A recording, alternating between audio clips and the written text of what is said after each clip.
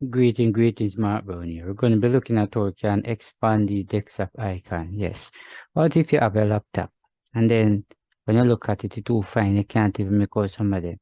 I'm going to show you how you're going to expand it. And if it's too big and want it small, you can actually get it in small, medium, and also large. The first thing you want to do, if you notice right here, this is empty space, you want to right click. If it's a mouse arrow, you just right click on it.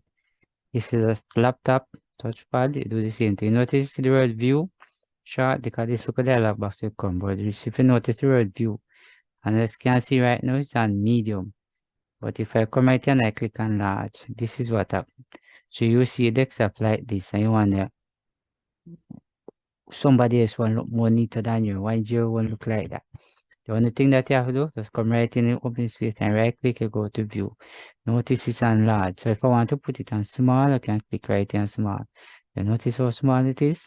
But sometimes you might not, see it properly.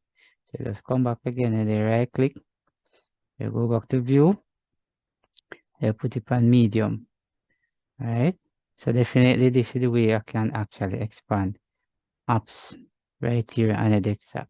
So I hope you have learned something from this particular video. So remember, share and subscribe.